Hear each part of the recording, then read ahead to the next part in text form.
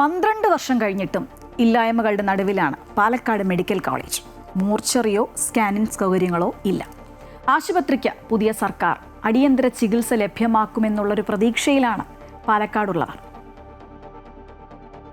പാലക്കാട്ടെ ജനങ്ങൾക്ക് അത്യാധുനിക ചികിത്സയ്ക്കായാണ് 12 വർഷം മുമ്പ് നഗരഹൃദയഭാഗത്ത് മെഡിക്കൽ കോളേജ് സ്ഥാപിച്ചത്.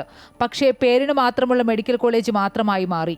പട്ടികജാതി വികസന വകുപ്പിന് കീഴിലുള്ള സംസ്ഥാനത്തെ ആദ്യ മെഡിക്കൽ കോളേജാണിത്.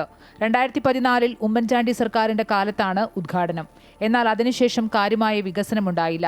പട്ടികജാതി വകുപ്പിന്റെ ചുമതലയിലേക്ക് ജില്ലയിൽ നിന്നുള്ള മന്ത്രി കെ.എ. തുളസി എത്തുമ്പോൾ നിലവിലെ സാഹചര്യം മാറുമെന്ന വിശ്വാസത്തിലാണ് പാലക്കാട്ടുകാർ. പാലക്കാട് മെഡിക്കൽ കോളേജ് പൂർണ്ണ സജ്ജമായി അത്യാധുനിക സംവിധാനങ്ങളോടുകൂടി പാലക്കാട്ടെ എല്ലാ വിഭാഗം ജനങ്ങൾക്കും വേണ്ടി തുറന്നു കൊടുക്കുക എന്നുള്ളത് വലിയ ഉത്തരവാദിത്തമാണ്.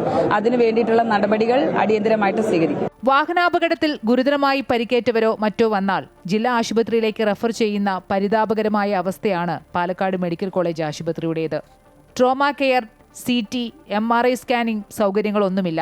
കാർഡിയോളജി, യൂറോളജി എന്നീ സൂപ്പർ സ്പെഷ്യാലിറ്റി വിഭാഗങ്ങളുമില്ല. 5 ബാച്ച് MBBS വിദ്യാർത്ഥികൾ പഠിച്ചുപോയത് മോർച്ചറി സംവിധാനമില്ലാത്ത ഈ മെഡിക്കൽ കോളേജിലാണ്. അധ്യാപക നിയമനം PSC വഴിയല്ല. കൂടാതെ മറ്റ് സർക്കാർ സ്വകാര്യ മെഡിക്കൽ കോളേജുകളെ അപേക്ഷിച്ച് കുറഞ്ഞ ശമ്പളമായതിനാൽ ഡോക്ടർമാരും വരാൻ മടിക്കുകയാണ്. അമൃത ന്യൂസ്, പാലക്കാട്.